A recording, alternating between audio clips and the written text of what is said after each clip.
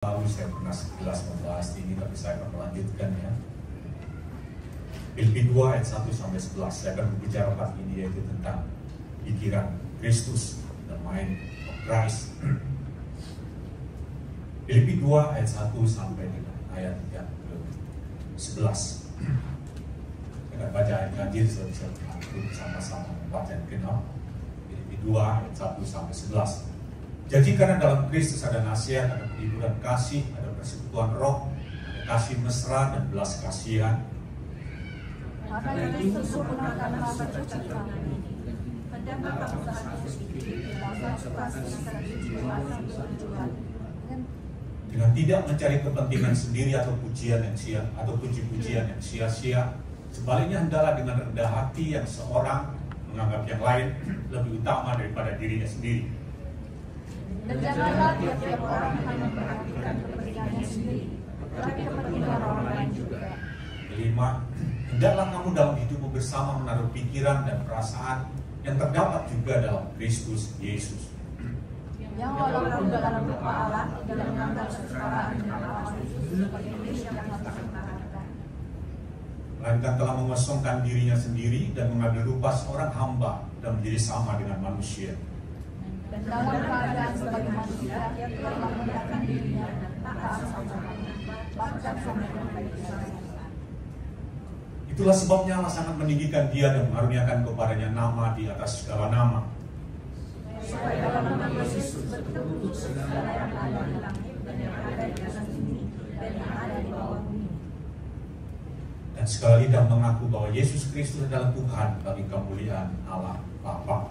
Amen. Nah, dalam Filipi pasal yang kedua ini saya ingin share sedikit tentang pikiran Kristus. Apa yang dimaksud dengan pikiran Kristus?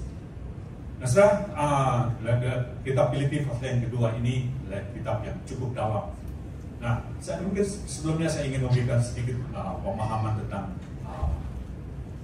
kitab Filipi pasal yang kedua ini. Kita tahu bahwa kitab Filipi ini ditulis oleh Paulus waktu dia sedang ada di dalam penjara di Rom.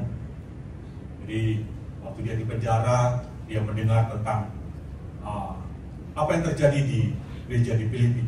Nah, waktu itu di gereja Filipi ini ada sedikit perselisihan, ada perbedaan pendapat, dan ada yang namanya perebutan posisi di gereja di Filipi. Nah, karena itu pasal yang Filipi pasal yang kedua ini Paulus tulis, dikatakan di situ bahwa Paulus mendorong untuk supaya jemaat yang ada di Filipi ini supaya mereka bersatu hati, tidak mementingkan diri sendiri, tapi sebaliknya hidup dengan rendah hati. Jadi ini Paulus meminta supaya mereka meneladani kehidupan daripada Yesus Kristus. Kita tahu bahwa Yesus itu adalah teladan kita. Setiap kita harus bertumbuh untuk menjadi seperti Yesus. Christ likeness itu adalah goal kita.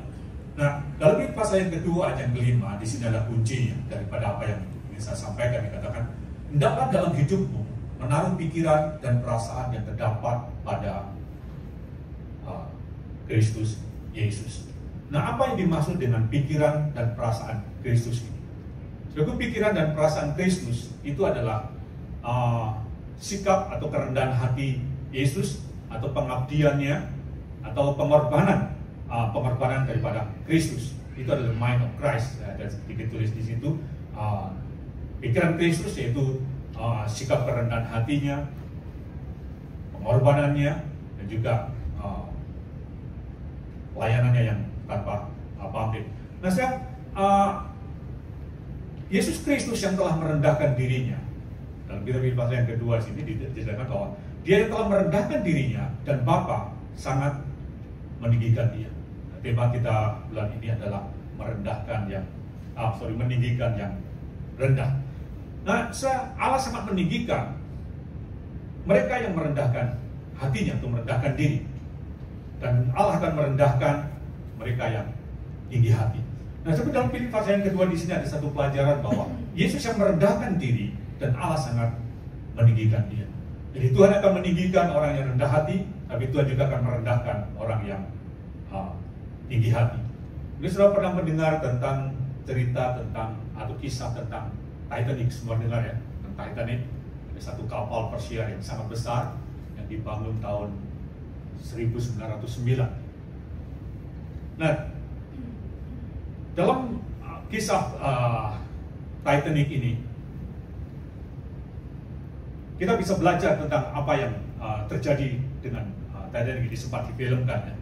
Dan kapal ini sangat besar, dan saya Google itu ukuran daripada kapal Titanic itu sekitar panjangnya 269 meter dan lebarnya itu sekitar 28 meter lebih. Itu lebih besar daripada Hotel YMCA ini. Dan waktu kapal Titanic ini dibangun, yang membangun kapal Titanic itu berkata bahwa Titanic ini adalah kapal yang tidak dapat ditenggelamkan.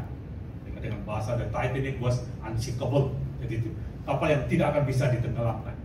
Nah, tanggal 10 April tahun 1912, itu pertama kali waktu kapal Titanic berlayar, dia dari perjalanan dari England, Southampton ke New York, perjalanan itu dengan penumpang sekitar 2.200 lebih, dan kaptennya itu bernama Edward J. Smith.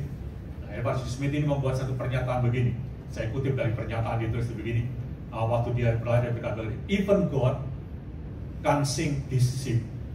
Jadi sekalipun Tuhan itu nggak bisa menenggelamkan kapal ini.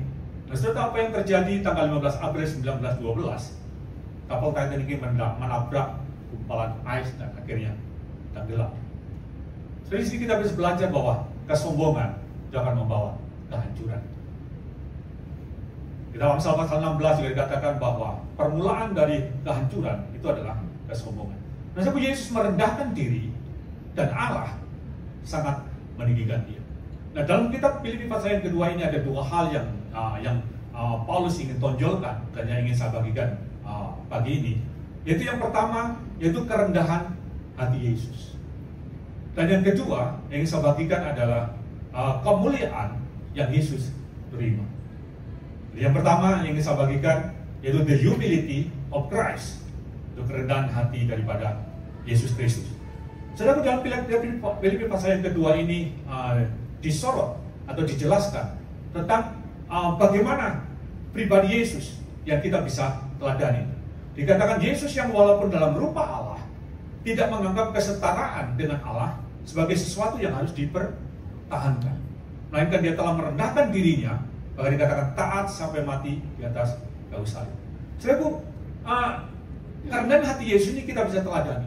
Nah, ada tiga hal yang ingin saya bagikan melalui kehidupan Yesus, dan tiga hal wujud daripada kerendahan hati Yesus. Yang pertama, kerendahan hati Yesus ditunjukkan melalui yaitu waktu kelahirannya, the humility of his birth. Kerendahan hati yang ditunjukkan pada waktu kelahirannya.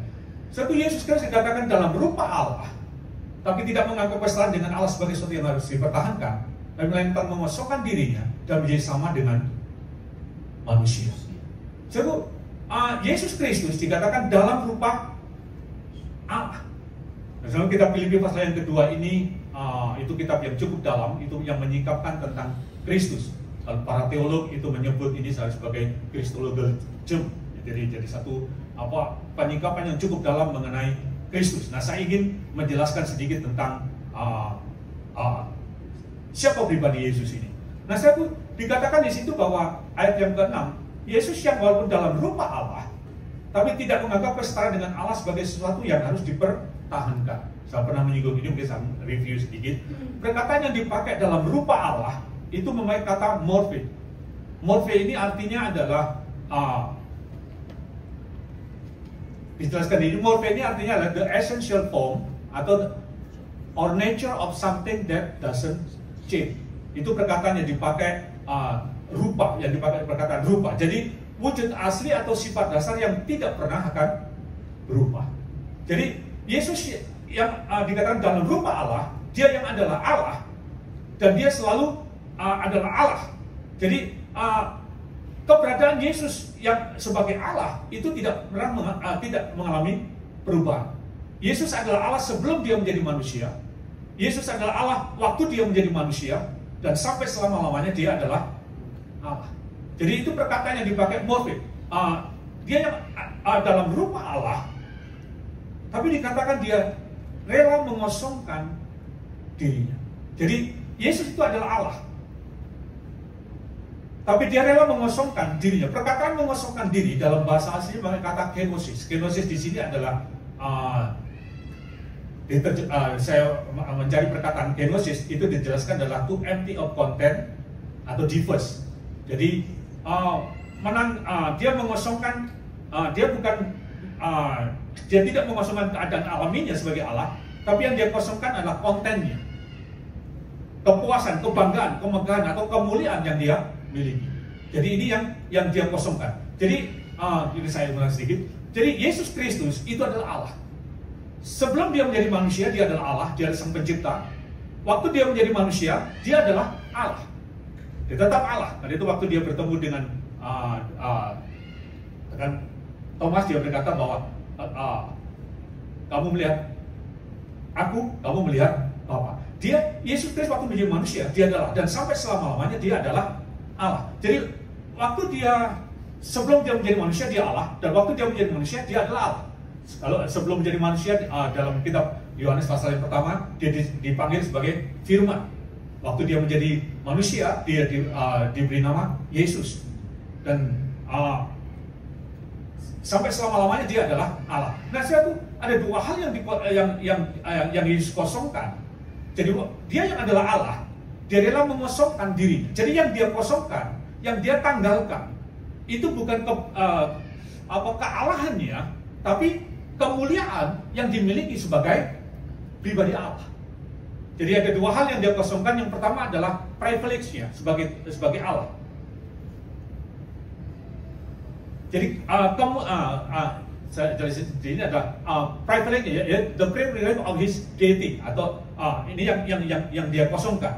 Jadi kemuliaan yang dia miliki di surga, bagaimana dia di surga disembah oleh para malaikat, itu yang dia lepaskan. Dia lepaskan semua.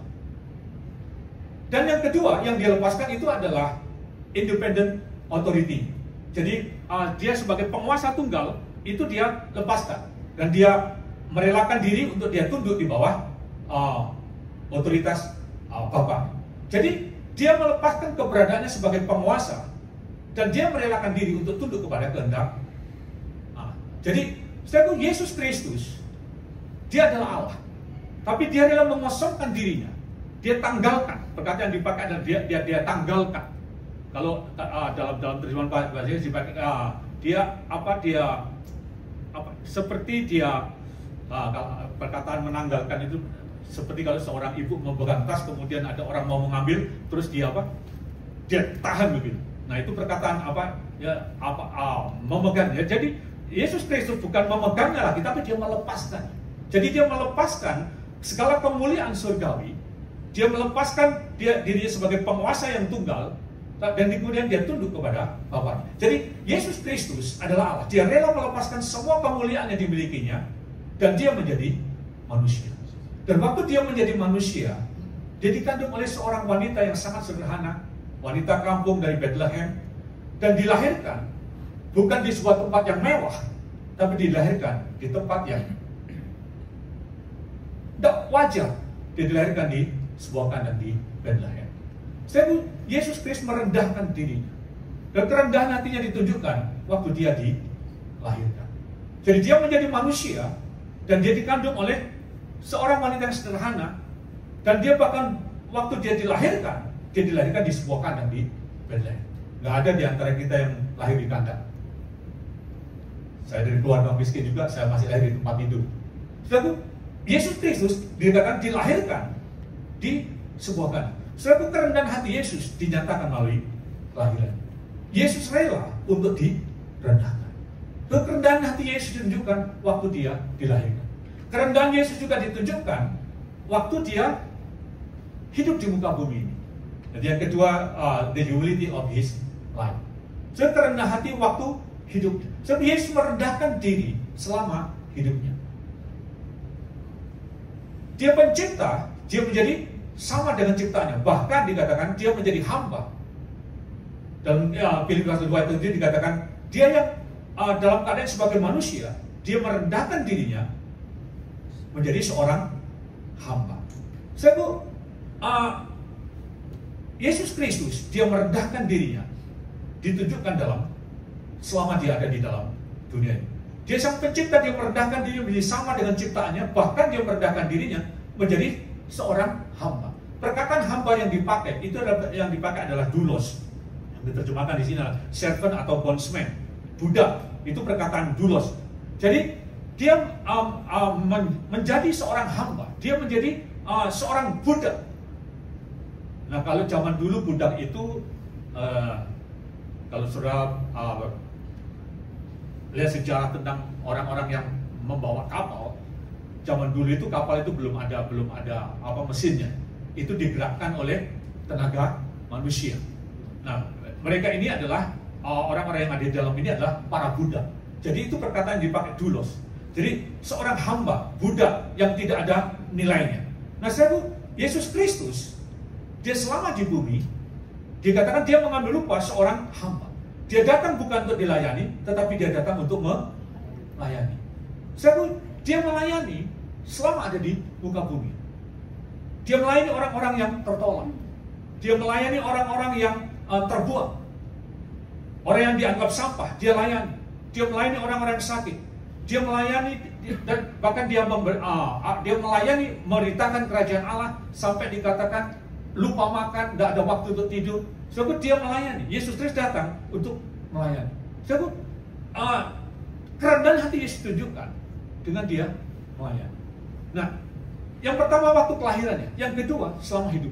Selama hidupnya dia datang untuk melayani. Sebab Yesus Kristus merendahkan hatinya dengan ditunjukkan dengan melayani. Dan puncak pelayanan yang Yesus lakukan itu didemonstrasikan waktu dia mencuci kaki murid-muridnya. Ketika waktu dia lagi berkumpul, kemudian dia mengambil dia punya dilipat dia punya jubah, diambil handuk dan kemudian dicuci kaki murid-murid. Waktu sampai kepada Petrus berkata begini, Tuhan,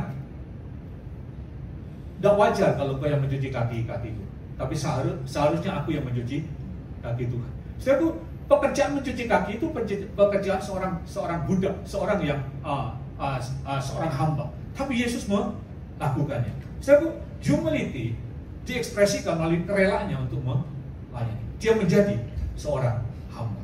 Setelah kerendahan hati Yesus ditunjukkan waktu dia lahir. Kerendahan hatinya juga ditunjukkan waktu dia selama ada dalam dunia ini, dia melayani. Kerendahan hati Yesus juga ditunjukkan itu waktu dia mati. Ada tiga bentuk kerendahan hati ditunjukkan melalui kelahirannya, melalui hidupnya, dan yang ketiga yaitu melalui kematian. Filipi 2:8 dikatakan dia merendahkan dirinya, bahkan dia taat sampai mati. Jadi Yesus merendahkan dirinya, dia taat sampai mati. Kerendahan hati Yesus ini adalah puncak daripada kerendahan hati Yesus. Dia menyerahkan dirinya sampai mati, bahkan dikatakan bukan hanya mati yang biasa, tapi dia rela mati di atas kayu salib. Sebab kematian, serta bahwa kematian itu sudah satu bentuk kekalahan. Tapi Yesus bukan hanya mati yang biasa, tapi dia mati disalibkan. Sebab mati disalibkan itu adalah kematian yang sangat tragis, kematian yang sangat hina. Dan kematian orang yang disalibkan itu adalah kematian yang sangat dipermalukan. Bahkan Alkitab menjelaskan bahwa orang yang mati di atas kayu salib itu adalah kematian yang terkutuk. Nah, Yesus rela merendahkan hatinya. Dia taat sampai mati, bukan hanya mati yang normal, tapi dia mati disalibkan. Jadi Yesus Kristus dikatakan sangat direndahkan melalui kematian. Kalau saudara perhatikan waktu Yesus sebelum dijatuhi hukum mati, dia begitu direndahkan. Waktu dalam perjalanan menuju Golgota, waktu di pengadilan agama, di pengadilan Kayafas, dia diludahi, dia dipukul, dia dicaci maki. Waktu di pengadilan Kayafas, waktu di pengadilan Pontius Pilatus, dia dipermainkan, bahkan dia disesah dan dipukul, diolok-olok. Saya kalau sudah membaca dalam kitab Markus pasal yang ke-14 di sini dikatakan waktu di pengadilan Pontius Pilatus dia begitu dipermalukan, dia dibuat diperlakukan sebagai raja-raja jahat. Jadi waktu itu Pontius Pilatus dia menulis satu papan Yesus orang Nazaret raja Yahudi. Nah, para pengolok-pengolok ini membuat Yesus itu dijadikan seperti raja-raja. Dia dikasih mahkota duri, karena seorang raja harus ada mahkota. Dia dikasih mahkota bukan mahkota sungguhan, kasih mahkota duri. Dan kemudian dikasih jubah, dan kemudian para serdadu Romawi itu berlutut menyembah dia. Dia berkata, inilah raja orang Yahudi. Jadi Yesus Kristus sangat dipermalukan, dia sangat direndahkan. Nah, Yesus merendahkan dirinya melalui kematian. Dia yang telah merendahkan dirinya dalam keadaan atau dalam satu posisi yang paling rendah. Dan Filipi pasal yang kedua mencatat, dia yang telah merendahkan dirinya, maka Bapa sangat meninggikan dia kepada posisi yang paling tinggi. Sebab Yesus merendahkan hatinya, ditunjukkan waktu dia dilahirkan. Kerendahan hatinya ditunjukkan waktu dia ada di muka bumi. Dan puncak daripada kerendahan hatinya itu dinyatakan waktu dia mati di atas kayu salib. Itu kematian yang tragis, kematian yang sangat hina. Di sana dia sangat dipermalukan. Maka dikatakan dia yang telah merendahkan hatinya, taat sampai mati. Maka dikatakan Allah sangat meninggikan dia. Filipi pasal yang kedua dikatakan dia memberikan nama di atas segala nama. Sebab Yesus Kristus telah merendahkan dirinya, dan Allah sangat meninggikan dia. Sebab pertama adalah kerendahan hatinya, yang kerendahan hati. Yang kedua itu adalah kemuliaan daripada Kristus. Di sini ada the glory of Christ. Dia telah merendahkan hatinya, maka dikatakan Bapa sangat meninggikan Yesus. Sebab dia telah merendahkan diri, maka Tuhan sangat meninggikan dia. Nah, ada tiga bentuk kemuliaan yang diterima oleh Yesus. Dia telah merendahkan dirinya, maka dia ditinggikan. Nah, peninggian yang pertama ditunjukkan melalui kebangkitannya dari antara orang mati. His resurrection. Yesus ditinggikan dengan dibangkitkannya dari kematian. Sebab Yesus Kristus menjadi yang pertama, yang sulung, yang bangkit dari antara orang mati. Sebab semua orang yang telah mati, tidak ada satupun yang bangkit kembali. Seluruh, kalau sudah membaca dari kitab Kejadian sampai kitab kitab Maleakhi, dalam Perjanjian Lama, tidak ada seorang pun yang mati dan bangkit kembali. Abraham mati dan dia ada di dunia orang mati. Musa pun mati dan dia nggak bangkit kembali. Sebab tidak ada satu orang pun yang mati dan bangkit kembali. Di dalam Alkitab memang ada beberapa orang yang pernah bangkit dari kematian. Dan kita juga mendengar ada banyak orang, ada juga orang-orang yang bangkitkan dari kematian. Tapi mereka bangkit, tapi mati kembali. Sudah pernah mendengar anak janda dari Nain, waktu dia mayatnya sedang dibawa ke pemakaman, kemudian Yesus bangkitkan. Dia bangkit, tapi dalam waktu kemudian dia juga mati. Lazarus yang dibangkitkan Yesus selama 4 hari ada dalam kuburan. Dia dibangkitkan, tapi kemudian dia juga mati lagi. Seperti tidak ada satu orang pun yang mati dan kemudian bangkit dan hidup selama-lamanya. Dan hanya Yesus satu-satunya yang mati, dikuburkan, dan pada hari ketika dia bangkit dari kematian dan dia hidup selama-lamanya. Sebab Yesus Kristus ditinggikan melalui kebangkitannya. Dia satu-satunya yang bangkit dari antara orang mati dan dia hidup selama-lamanya. Dalam kitab Wahyu coba kita lihat.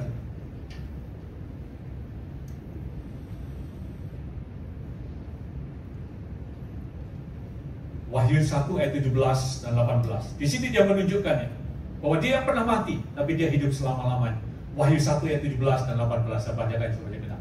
Ketika aku melihat dia, tersungkurlah aku di depan kakinya sama seperti orang yang mati, tetapi ia meletakkan tangan kanannya atasku lalu berkata, jangan takut, aku adalah yang awal dan yang akhir.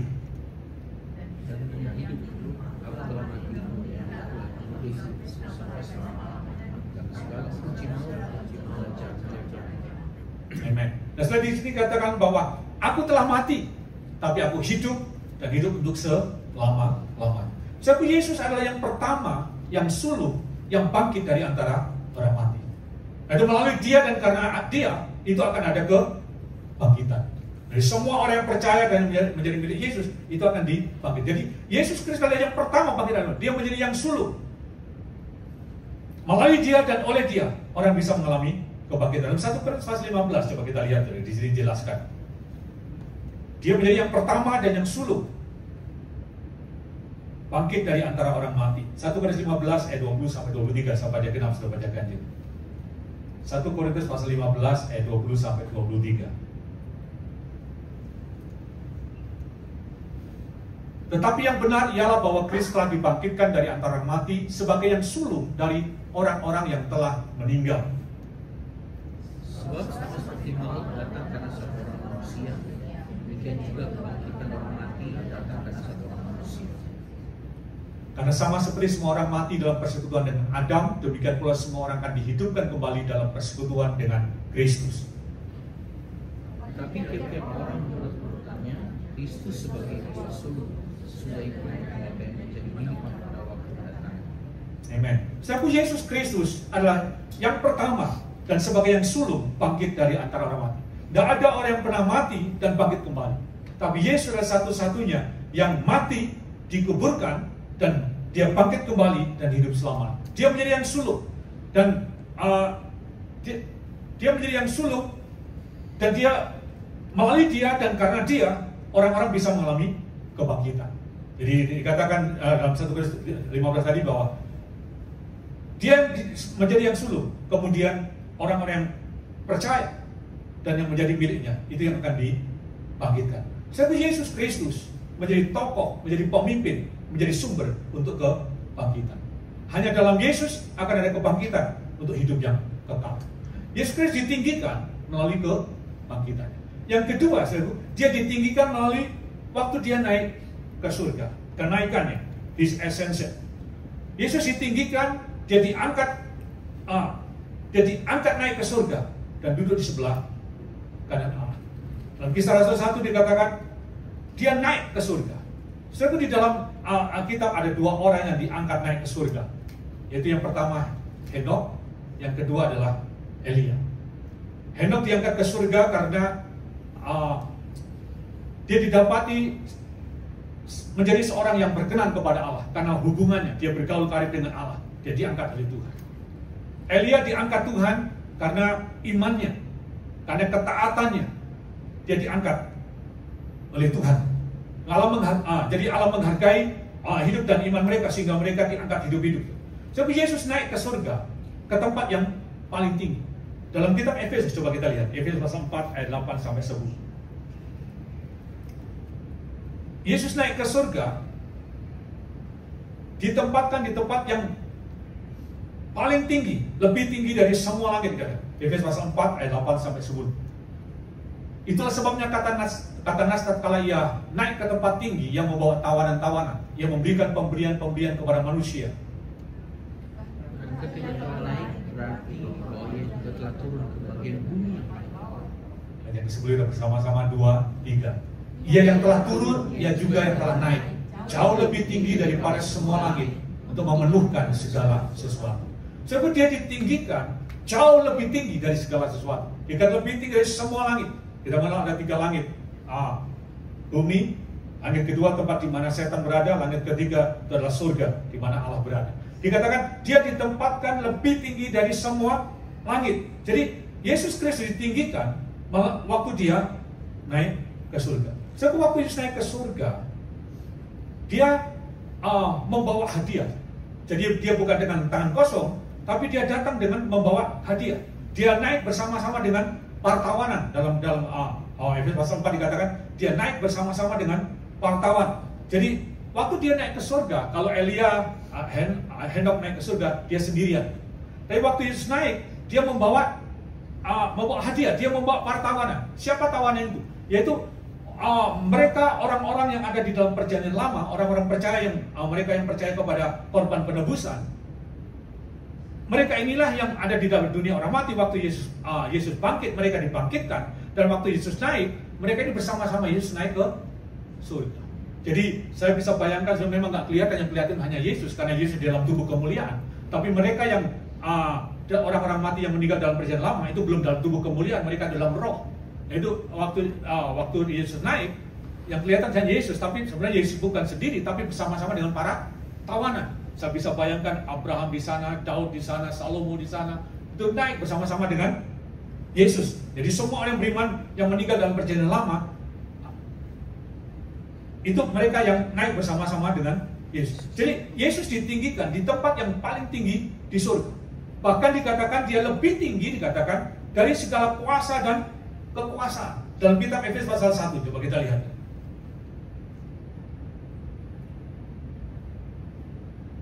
Efesus 1 ayat 18 sampai 18, saya bacakan, genap sudah bacakan ini.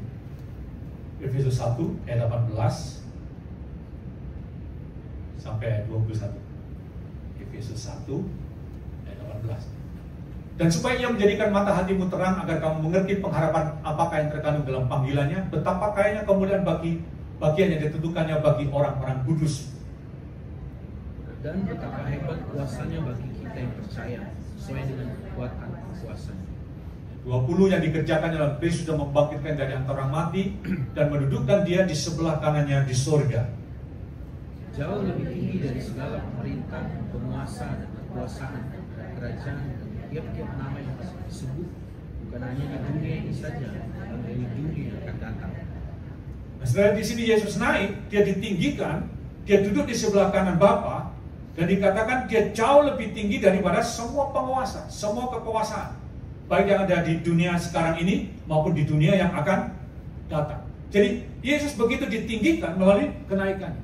Dan yang ketiga, saudaraku, yang terakhir, dia ditinggikan, yaitu yang ketiga adalah His dominion. Yang pertama His birth, yang kedua yang pertama melalui kebangkitannya, yang kedua melalui kenaikannya, dan yang ketiga yaitu melalui kekuasaannya. Nah, Yesus ditinggikan dikatakan mengatasi segala kuasa dan kekuasaan. Jadi dia duduk di sebelah kanan Bapa, ditinggikan jauh lebih tinggi dari semua kuasa, penguasa dan kekuasaan, baik yang ada di dunia ini maupun di dunia yang akan datang. Jadi Yesus ditinggikan mengatasi segala kuasa dan kekuasaan. Perkataan duduk di sebelah kanan Bapa ini bukan literally duduk di sebelah kanan seperti saya di sini, terus kemudian ada orang duduk di sebelah sana. Bukan seperti kemudian Yesus, bukan seperti itu. Ini bukan literally, tapi ini adalah satu figuratif. Perkataan di sebelah kanan ini berbicara tentang kuasa, tentang kekuasaan. Jadi waktu Yesus naik ke surga, dia kembali kepada kemuliaan yang sebelumnya. Jadi dia menerima kembali segala kuasa, kekuasaan dan kekuasaan yang jauh lebih tinggi dari semua kekuasaan, baik di surga, di bumi maupun di bawah bumi. Jadi Yesus kembali memegang tampuk pemerintahan yang tertinggi.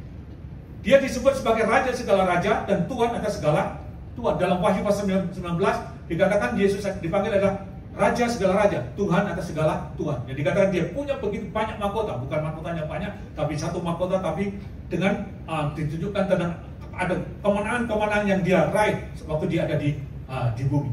Jadi Yesus sangat ditinggikan, jauh lebih tinggi dari semua kuasa, semua kekuasaan di dunia ini maupun di dunia yang akan datang. Dalam kitab Filipi pasal yang kedua tadi dijelaskan, dia ditinggikan, bahkan diberikan nama yang mengatasi segala nama, baik yang ada di surga maupun yang ada di bumi maupun yang ada di bumi. Dia lebih tinggi dari semua yang ada di surga, para serafim, kerub, para malaikat.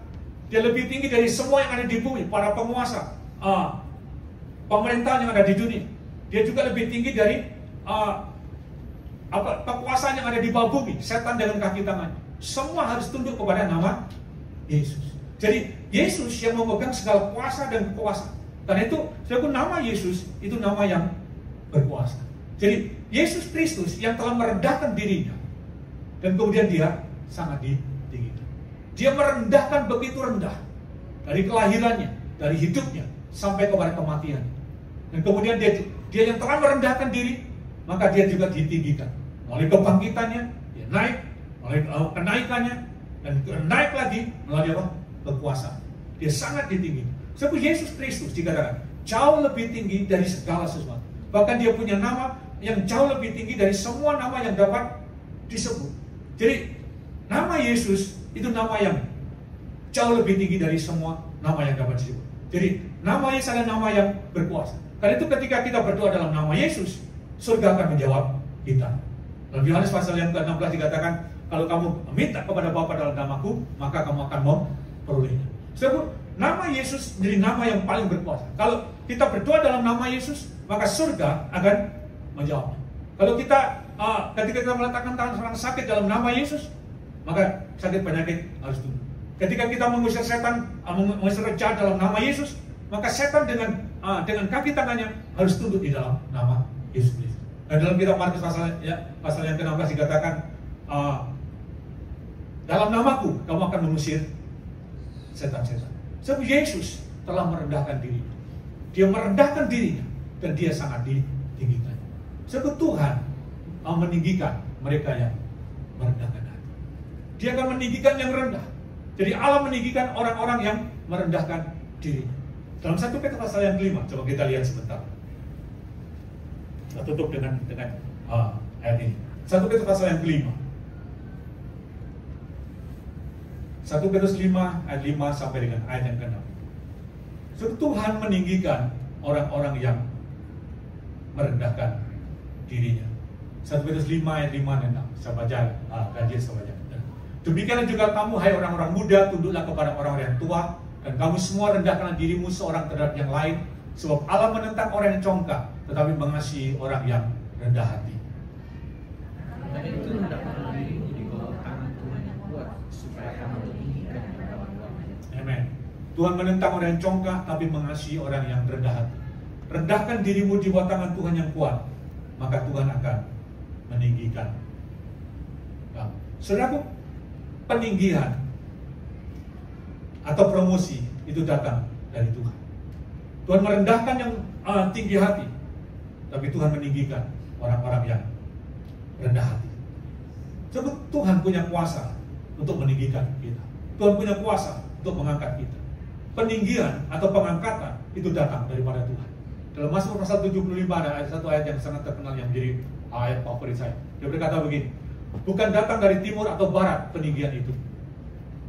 Peninggian juga bukan datang dari padang gurun, tapi peninggian itu datang daripada Tuhan. Ditinggikannya yang satu dan direndahkannya yang lain. Sebab Tuhan sanggup mengangkat hidup kita.